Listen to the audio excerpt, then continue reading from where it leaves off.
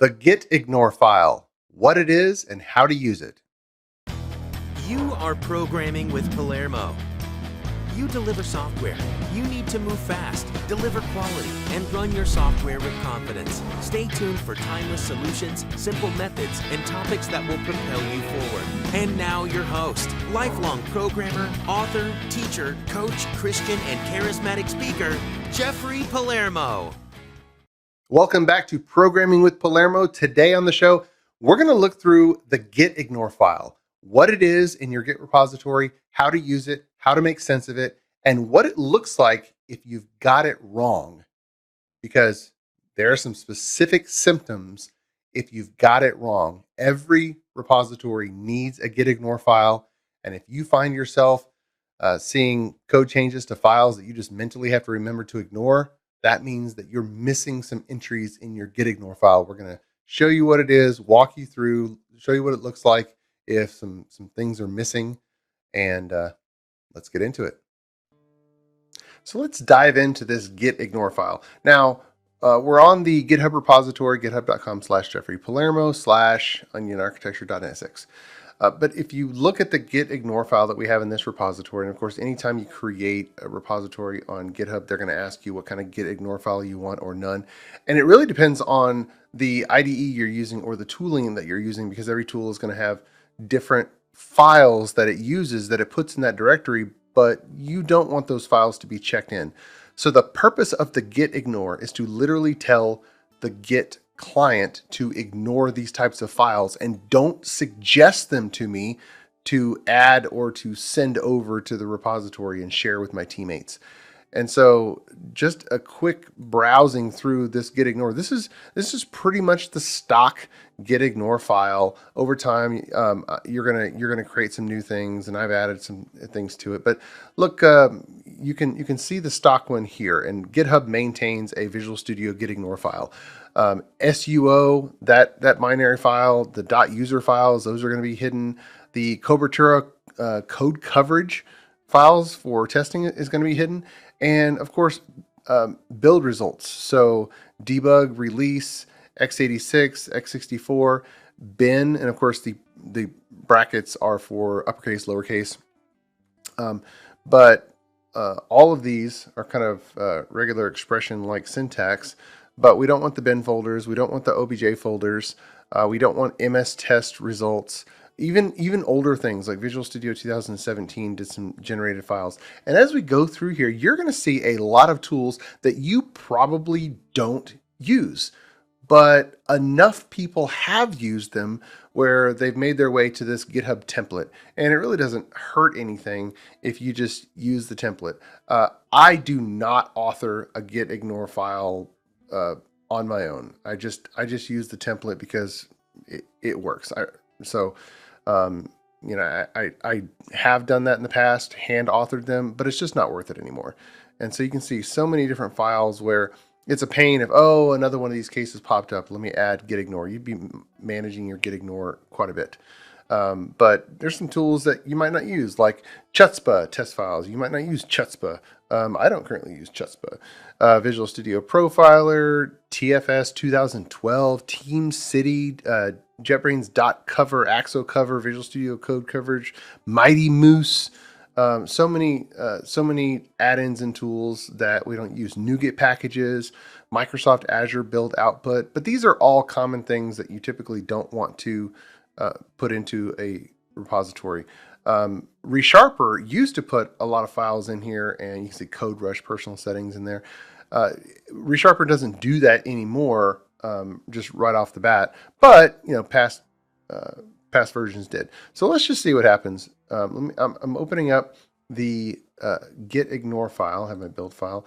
Actually, I'm going to go ahead and open it here. I've added it to my solution items. I tend to like to have in my solution items just some of the top level folders to be at my beck and call. So right now I'm in the master branch and there's nothing to commit. But if I were to go to gitignore and let's just take all this, let's just delete it. And so if we come over here, the gitignore has changed. So if I save it, now the Git client is suggesting that I commit all of these files. there's just a ton of extra files that are produced in the build process by the tooling, and you do not want all these files cluttering up your Git repository. Programming with Palermo is brought to you by ClearMeasure, a software architecture company that empowers .NET teams to be self-sufficient, moving fast, delivering quality, and running their software with confidence in Azure. If your team has a project that's too important to be delayed or derailed, ClearMeasure can help while keeping your team in the driver's seat and growing in capability. Click on clearmeasure.com for more information. If you are an architect or .NET engineer aspiring to become an architect, check out clearmeasure.com/careers. Now, back to the show. So the gitignore file is very important. Do not use Git without a gitignore, because you are going to end up just pushing all of this stuff to the Git repository. And then every time one of your teammates makes a change, well, the client is going to say, oh, these files over here changed. You need to commit an update, a change to these files, but they're just auto-generated. They're just transitory files. And so the .vs folder has a lot of them in there. The build test, a lot of the test results, if you're running your VS test command line, and then every solution has some extra ones. The solution user file. If I were to open the solution user file and just look, you're not going to open it. You're not going to look at this file on your own. It's not for human consumption.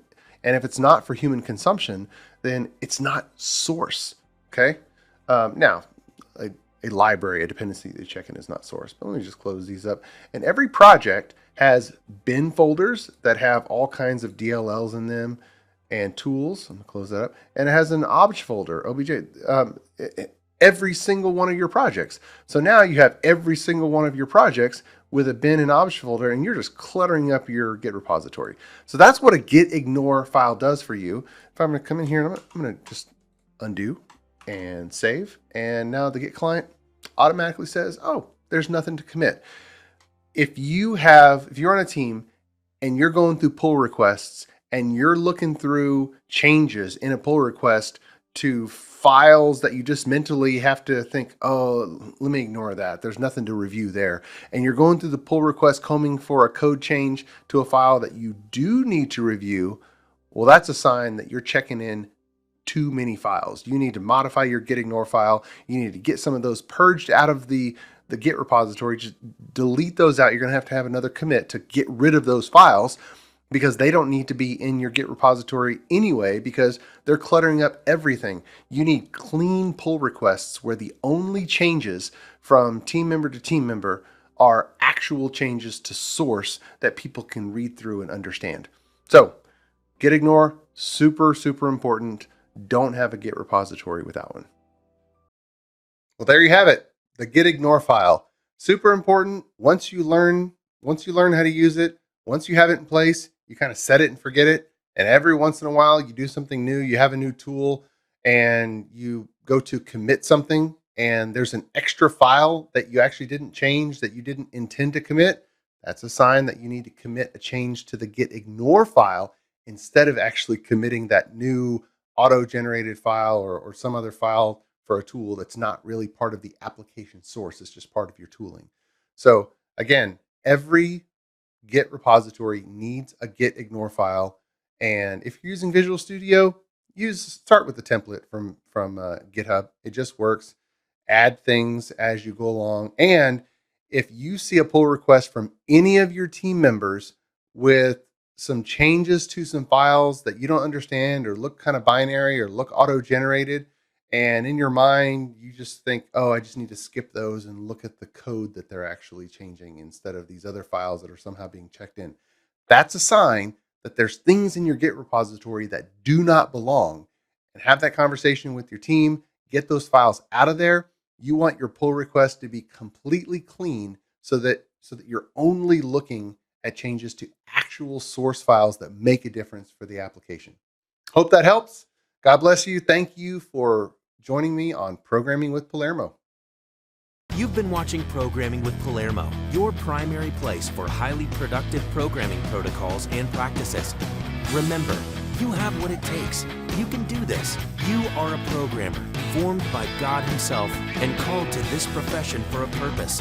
You can catch every episode at Palermo.network as well as syndicated locations nationwide. We're so glad you tuned in. Until next time, may God bless you, and thanks for programming with Palermo. Programming with Palermo has made a special arrangement with Marketplace Chaplains.